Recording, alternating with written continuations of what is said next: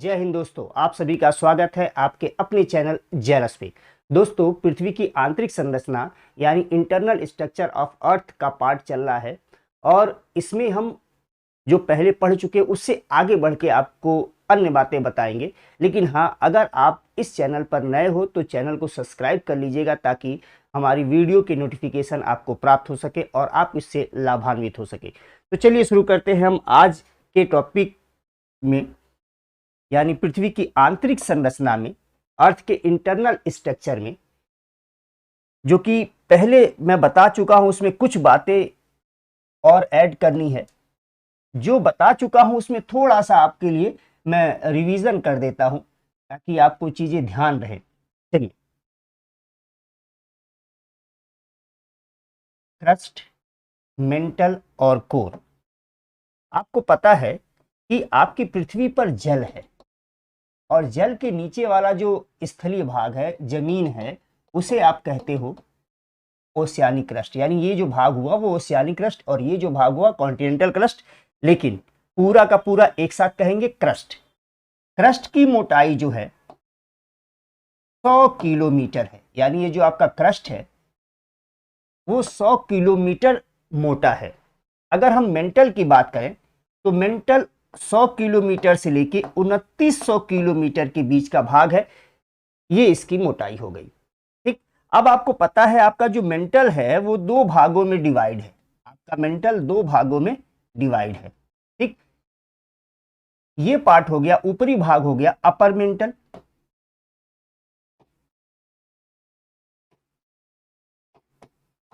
और निचला भाग हो गया लोअर मेंटल।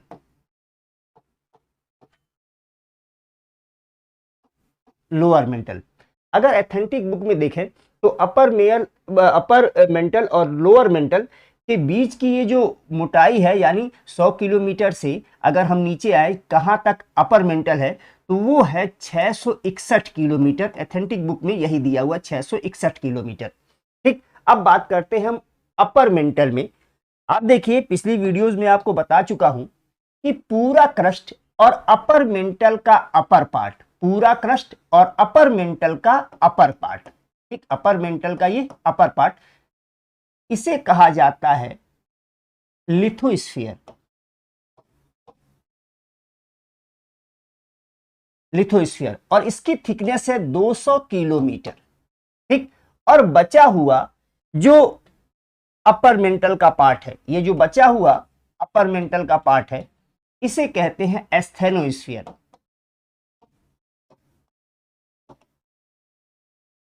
एस्थेनोस्फीयर। अगर हम एस्थेनोस्फीयर की बात करें थिकनेस की, मोटाई की, तो एनसीईआरटी कहती है इसकी थिकनेस 400 किलोमीटर है। तो एनसीईआरटी के हिसाब से इसकी थिकनेस 400 किलोमीटर है। ठीक, एक राउंड फिगर में अगर आप 100 किलोमीटर निकाल दोगे तो 561 किलोमीटर बचेगा, लेकिन एनसीईआरटी कहती है 400 किलोमीटर, तो हमें 400 किलोमीटर ही ध्यान रखना होगा।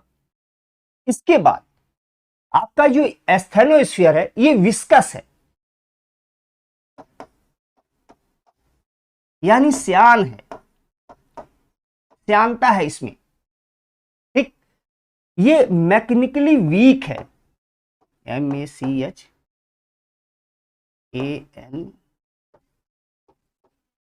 मैकेनिकली वीक है ये।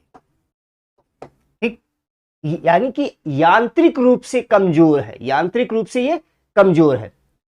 साथ ही साथ ये कोमल भी है। जैसे आप च्युइंगम खाते हो तो च्युइंगम की तरह है, च्युइंगम से भी अधिक कठोर है ये। ठीक, लेकिन हाँ, कह सकते हो आप च्युइंगम की तरह है। इसे लो वेलोसिटी जोन भी कहा जाता है, लो वेलोसिटी जोन।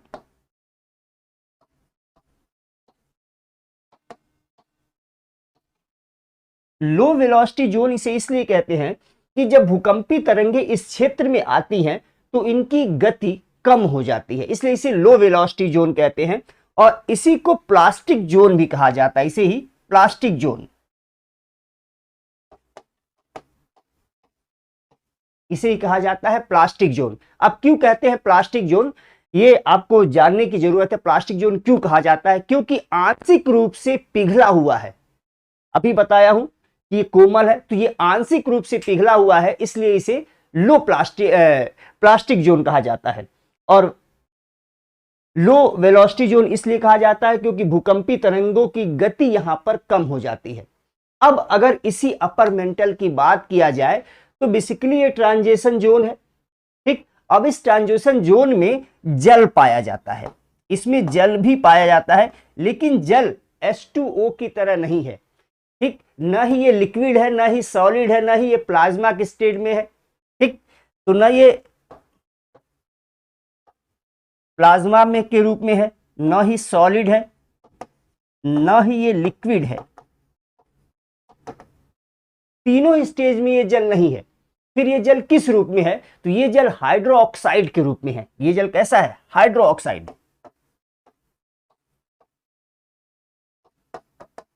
हाइड्रो ऑक्साइड के रूप में है। बेसिकली ये जो जल है ये ऑक्सीजन और हाइड्रोजन के आयन के निगेटिव चार्ज के रूप में है। ऑक्सीजन और हाइड्रोजन के आयन के निगेटिव चार्ज के रूप में है। तो ये पार्ट हो गया आपका एस्थेनोस्फीयर यानी अपर मेंटल का एक भाग, आप समझ गए। अब आप देखिए ये है आपका लोअर मेंटल, ये नीचे वाला पार्ट ये लोअर मेंटल। ठीक, अब लोअर मेंटल में अगर देखें तो एक लेयर पाई जाती है जिसे डी लेयर कहा जाता है। बेसिकली आप देखिए 2900 से लेके 6371 किलोमीटर की गहराई तक ये होता है कोर। तो जहां कोर शुरू होता है और जहां मेंटल खत्म होता है वहां से 200 किलोमीटर और ऊंचाई पर, ठीक, वहां पाया जाता है डी लेयर। यहां मेंटल खत्म हुआ और यहीं से कोर शुरू हुआ। इसके 200 किलोमीटर यानी ये जो ऊंचाई है ये 200 किलोमीटर और ऊपर मेंटल में पाया जाता है डी लेयर। अब डी लेयर के बारे में कुछ विशेष जानकारी नहीं है। ये तो है कि इसका अस्तित्व है, और क्यों मान लिया जाए अस्तित्व है? क्योंकि यहां भूकंपी तरंगे जो हैं वो अपनी गति को बदल लेती हैं। ठीक, भूकंपी तरंगे जैसे इस क्षेत्र में आती हैं अपनी गति बदल लेती हैं, इसलिए माना जाता है कि डी लेयर का अस्तित्व तो है। ये तो तय है कि डी लेयर अपने अस्तित्व में है, लेकिन ये क्यों है, कारण क्या है, इसके बारे में अभी साइंटिस्ट कुछ कह नहीं पाए हैं। ठीक, तो ये हो गया आपका मेंटल का पूरा पार्ट जो आपको समझना चाहिए और एग्जाम में आपके आने की संभावना है। इसके बाद हम आगे बढ़ेंगे कोर की ओर, लेकिन उसके पहले थोड़ी सी बात और मेंटल के बारे में हम जानते हैं। ये जली भाग हो गया आपका, ये पूरा क्रस्ट 100 किलोमीटर, उसके बाद ये मेंटल 2900 किलोमीटर तक, मेंटल, और उसके बाद ये कोर 6371 किलोमीटर की गहराई तक। अब एक चीज ध्यान रखना है, इस मेंटल को और भी नाम दिया गया है, जैसे मेसोस्फीयर।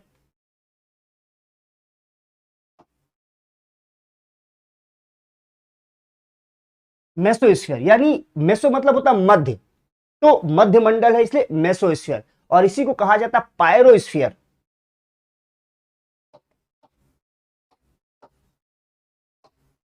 पायरोस्फीयर, तो ध्यान रखिए एग्जाम में आपसे पूछा जा सकता है कि किस पृथ्वी की आंतरिक संरचना में किस भाग को पायरोस्फीयर कहते हैं। तो आप ध्यान रखिएगा कि मेंटल वाले भाग को ही पायरोस्फीयर भी कहा जाता है।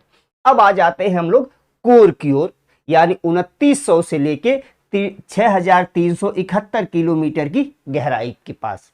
ठीक, अब देखिए ये जो कोर है इसके बारे में सबसे पहले जानकारी 1906 में ओल्डहम ने दी थी।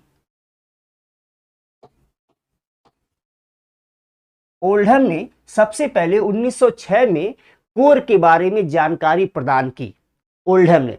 ठीक, अब एक चीज ध्यान रखना है आपको, 1906 में ये तो पता चल गया कि हमारे पास एक कोर है जो 2900 किलोमीटर की गहराई से 6371 किलोमीटर की गहराई तक है।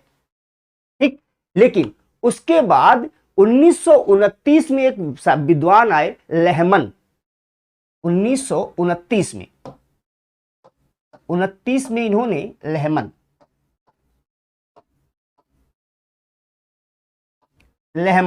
ठीक, लेहमन ने यह बताया कि कोर का दो भाग है। यानी लेहमन ने आंतरिक कोर, इनर कोर के बारे में पता लगाया। तो लेहमन ने क्या पता लगाया?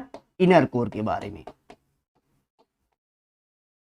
ठीक, यानी कि 2900 किलोमीटर की गहराई से 5100 किलोमीटर की गहराई तक, ये हो गया आपका अपर कोर, और 5100 किलोमीटर की गहराई से लेके 6371 किलोमीटर की गहराई तक, ये हो गया इनर कोर। ठीक, अब ये बात बताने वाले जो विद्वान थे वो थे लेहमन। अब सबसे बड़ी बात है कि जो अपर कोर है इसका टेम्परेचर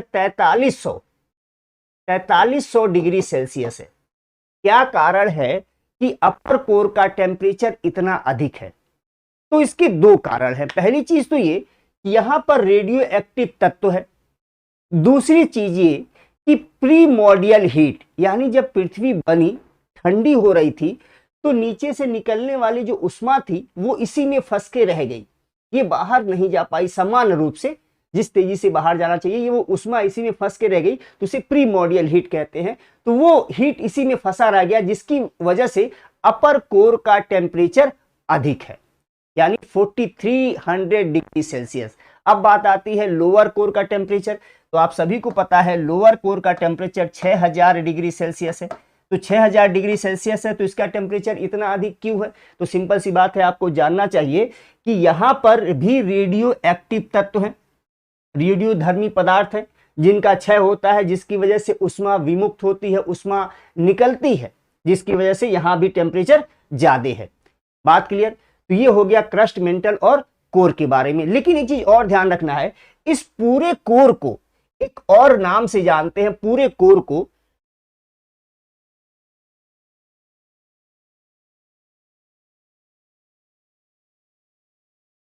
क्रस्ट, मेंटल, मेंटल को आप अभी देखे हो, पैरोस्फीयर या मीसोस्फीयर कहते हैं, और कोर को कहा जाता है बैरिस्फीयर।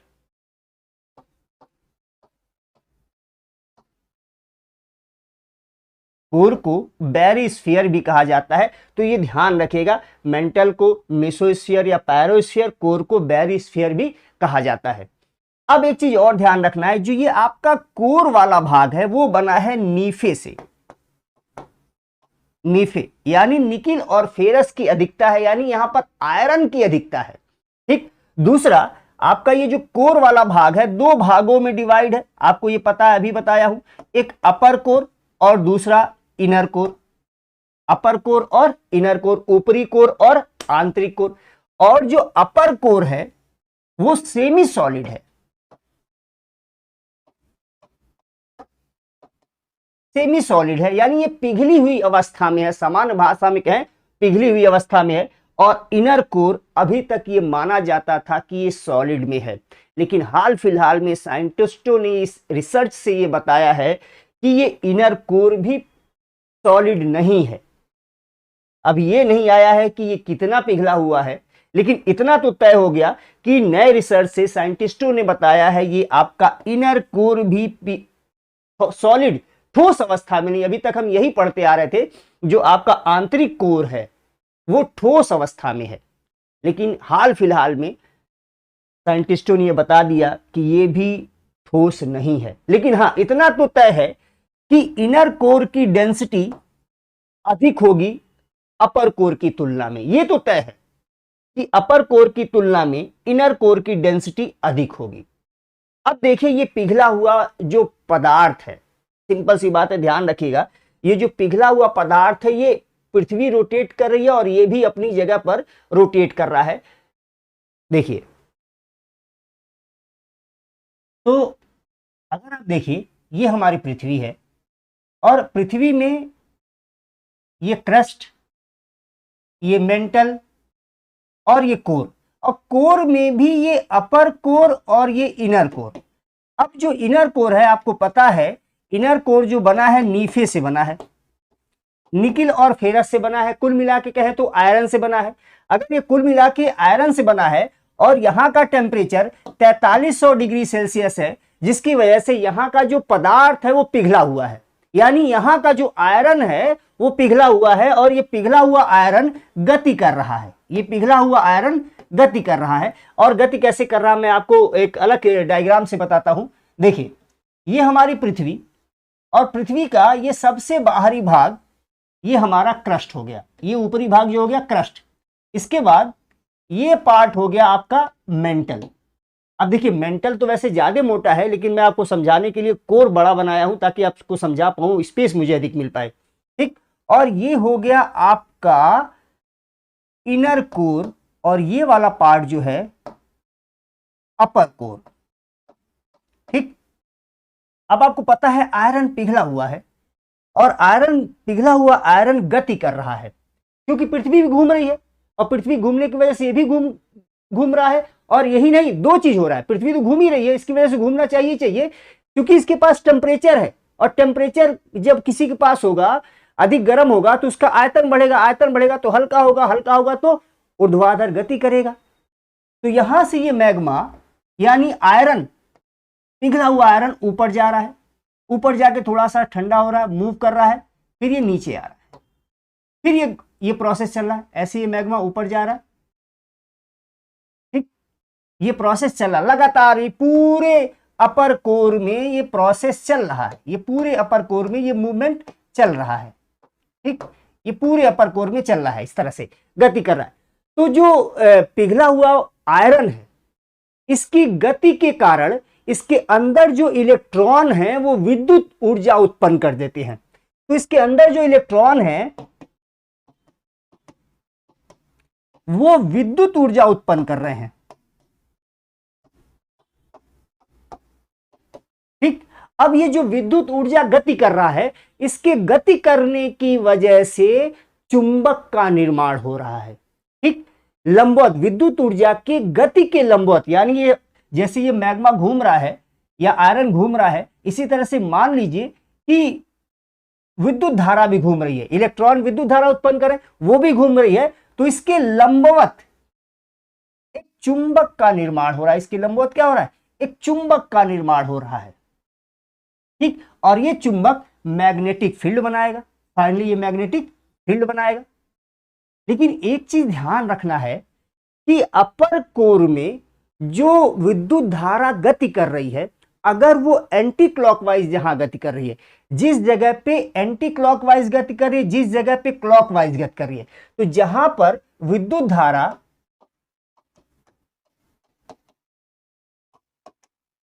एंटी क्लॉकवाइज गति कर रही है, उस साइड में नॉर्थ पोल होगा, यानी मैग्नेटिक नॉर्थ पोल होगा। यानी अगर, और दूसरा एक चीज और बता दूं, उसके बाद बताता हूं, अगर क्लॉकवाइज अगर जहां गति कर रही है वहां साउथ पोल बनेगा, मैग्नेटिक साउथ पोल बनेगा। बात समझ में आ गई होगी। अभी मैं आपको समझाता हूं, ये लेंज का नियम यही कहता है, आप लेंज के नियम को पढ़ लीजिएगा। लेंज का नियम या आप सर्च कीजिएगा यूट्यूब, कहीं भी गूगल पे आपको मिल जाएगा।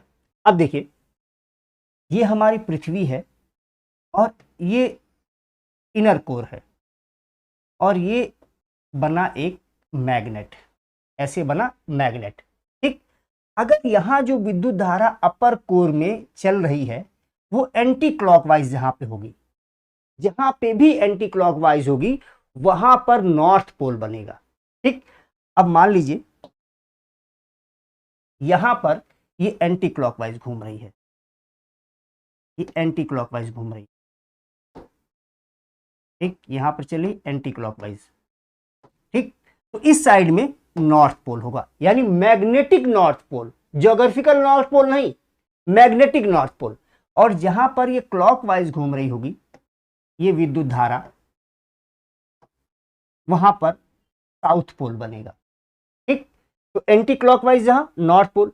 अब देखिए, पृथ्वी का जो नॉर्थ पोल है वो दक्षिणी ध्रुव के पास है, और पृथ्वी का जो साउथ पोल है वो उत्तरी ध्रुव के पास है। अब आप कहोगे हम तो नॉर्थ पोल उत्तरी ध्रुव को कहते हैं, उत्तरी ध्रुव के पास मैग्नेटिक नॉर्थ पोल होगा। नहीं, पृथ्वी का जो मैग्नेटिक नॉर्थ पोल है वो दक्षिणी ध्रुव की ओर है, और पृथ्वी का जो मैग्नेटिक साउथ पोल है वो उत्तरी ध्रुव की ओर है। इसीलिए तो जब हम चुंबक अपना ले जाते हैं तो हमारा नॉर्थ इसको अट्रैक्ट करता है। चूंकि ये साउथ है तो हमारा नॉर्थ इधर अट्रैक्ट होता है। बात समझ में आई? इसलिए पृथ्वी के चुंबक का जो नॉर्थ पोल है उत्तरी ध्रुव के पास है, और साउथ पोल, पृथ्वी के चुंबक का जो साउथ पोल है वो उत्तरी ध्रुव के पास है, और पृथ्वी के चुंबक का जो नॉर्थ पोल है वो दक्षिण ध्रुव के पास है। ये ध्यान रखिएगा। और यही बताता है लेंज का नियम कि जो विद्युत धारा गति कर रही है, अगर वो एंटी क्लॉकवाइज गति करती है तो उस साइड में नॉर्थ पोल बनेगा। एंटी क्लॉकवाइज, देखिए इसमें क्या लिखा है, एंटी क्लॉक एन तो नॉर्थ पोल, क्लॉकवाइज तो साउथ पोल। एक एन से क्या हो गया, नॉर्थ पोल। आपको याद रखने के लिए बता रहा हूं। तो जहां भी विद्युत धारा एंटी क्लॉकवाइज गति करेगी, क्या जहां भी मतलब पृथ्वी के अंदर की बात हो रही है, तो वहां नॉर्थ पोल बनेगा। तो ये बात ध्यान रखिएगा लेंज के नियम के अनुसार। अब ये पोल क्या करेगा, नॉर्थ पोल साउथ पोल, यहां से मैग्नेटिक फील्ड जनरेट होगा। चूंकि हमारे पास चुंबक है, हमारा मैग्नेटिक फील्ड जनरेट होगा हमारी पृथ्वी के चारों ओर। और इस मैग्नेटिक फील्ड के बारे में वायुमंडलीय परत में, एटमॉस्फेरिक लेयर जब मैं बता रहा हूं तो डिटेल में डिस्कस किया हूं।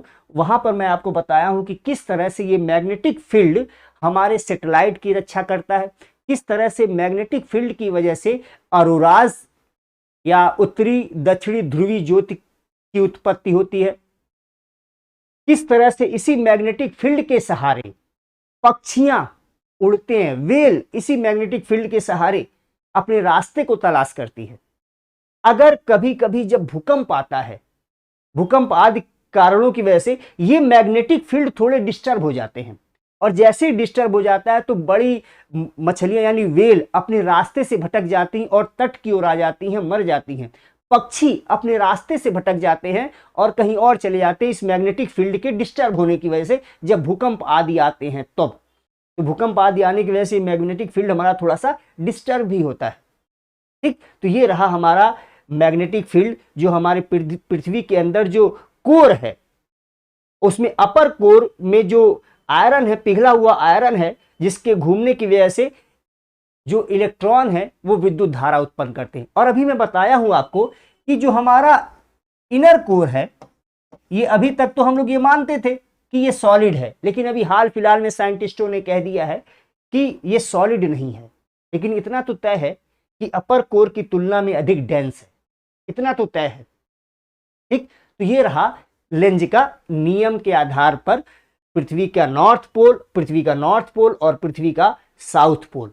ठीक, चलिए अब आगे बढ़ते हैं। हाँ, अगर आपको मैग्नेटिक फील्ड के बारे में और जानकारी लेनी होगी, कैसे हमारा मैग्नेटिक फील्ड सैटेलाइट को बचाता है, हमारे कैसे मैग्नेटिक फील्ड अरोराज को उत्पन्न करता है, तो एटमॉस्फेरिक लेयर वाला वीडियो जरूर देखिएगा और उसका लिंक डिस्क्रिप्शन में दे दूंगा। चलिए अब आते हैं डिसकंटिन्यूटी पर।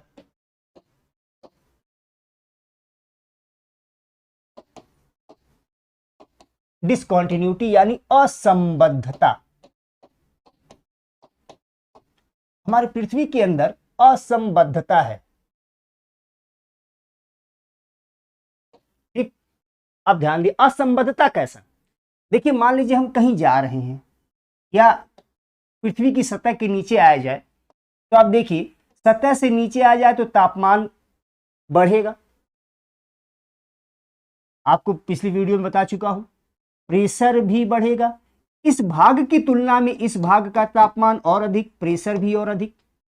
साथ में इस भाग की तुलना में इस भाग की डेंसिटी भी अधिक। अगर ये सब होगा तो भूकंपी तरंगे जो आएंगी उनकी गति पर प्रभाव पड़ेगा।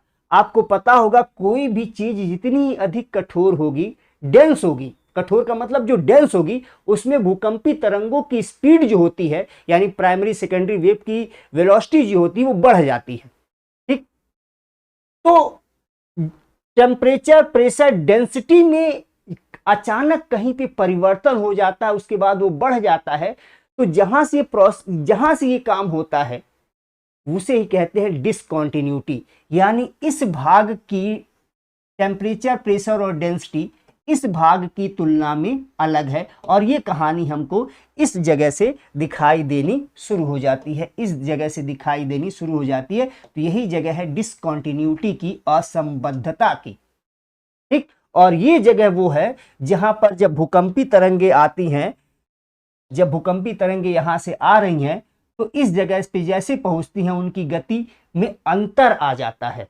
तो वहां से हम पता करते हैं कि ये डिसकॉन्टिन्यूटी हो रही है।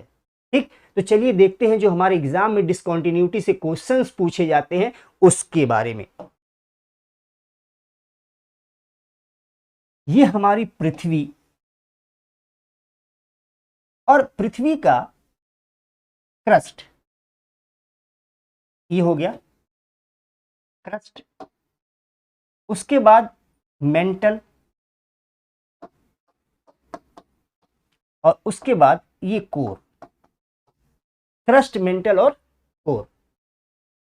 अब एक चीज ध्यान रखना है, क्रस्ट की जो थिकनेस थी मैं बताया था 100 किलोमीटर एवरेज थिकनेस जो है, मेंटल 100 किलोमीटर से लेके 2900 किलोमीटर तक है, और कोर जो है 2900 किलोमीटर से लेके 6371 किलोमीटर है।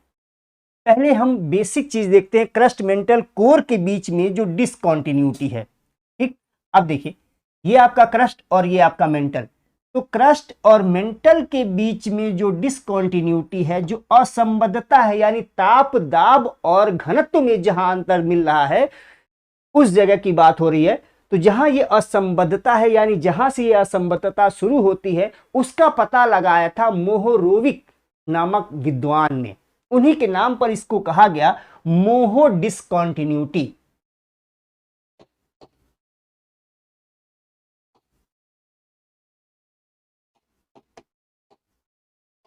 मोहो असंबद्धता। अब आपके एग्जाम में पूछा जाएगा कि क्रस्ट और मेंटल के बीच में कौन सी असंबद्धता है, तो मोहो असंबद्धता, मोहो डिसकॉन्टिन्यूटी है। या मोहो डिसकॉन्टिन्यूटी कहां पर है, तो क्रस्ट और मेंटल के बीच में है। दूसरी बात, मेंटल और कोर के बीच में ताप, दाब और घनत्व का जो अंतर होता है, जिस जगह से ये मिलता है हमें, उसे कहा जाता है गुटेनबर्ग डिसकॉन्टिन्यूटी। बेसिकली गुटेनबर्ग नामक साइंटिस्ट ने इसका पता लगाया था। कई लोग इसे गटनबर्ग कहते हैं, हिंदी में अगर पढ़ा जाए तो गुटेनबर्ग। तो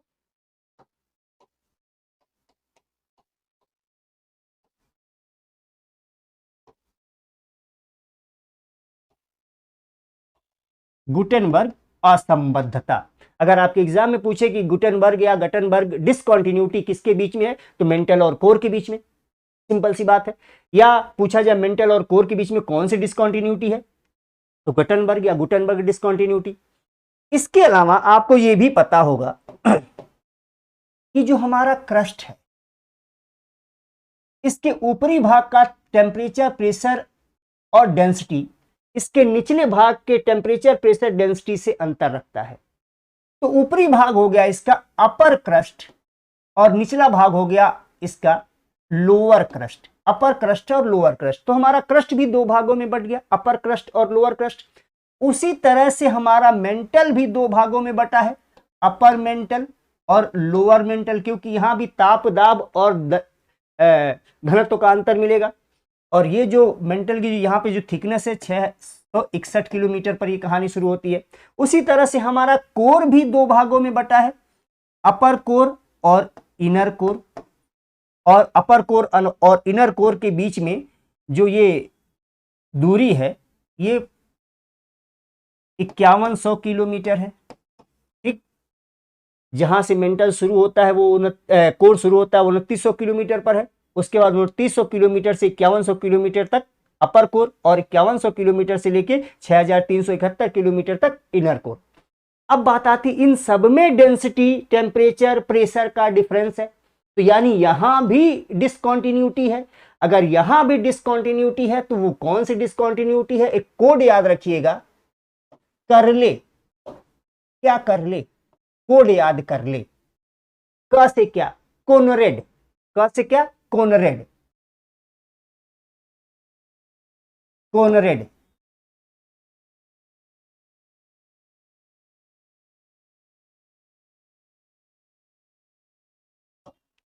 कोनरेड डिस्कंटिन्यूटी, कोनरेड असंबद्धता।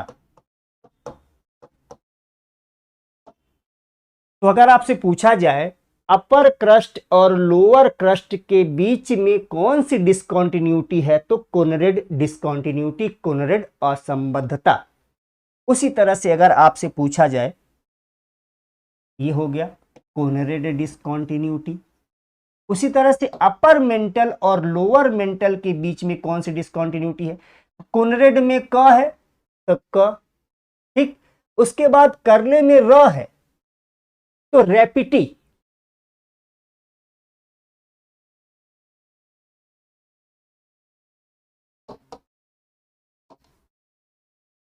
रेपिटी यानी अपर मेंटल और लोअर मेंटल के बीच में जो डिस्कंटिन्यूटी है, उस डिस्कंटिन्यूटी का नाम है रेपिटी डिस्कंटिन्यूटी, रेपिटी असंबद्धता। इसके बाद अगर हम कोर में आए तो अपर कोर और इनर कोर के बीच में जो डिस्कंटिन्यूटी है, ये है लहमन। ये जो है लहमन, लहमन असंबद्धता। लहमन ने ही पता लगाया था इनर कोर के बारे में। तो लहमन डिस्कंटिन्यूटी किसके बीच में, अपर कोर और इनर कोर के बीच में जो डिस्कंटिन्यूटी है। तो ये हो गया असंबद्धता के बारे में। यहां से क्वेश्चन आता है, आपको ये याद रखना का होगा, सबसे पहले मोह, उसके बाद गुटेनबर्ग। क्रस्ट और मेंटल के बीच में मोह, मेंटल और कोर के बीच में गुटेनबर्ग।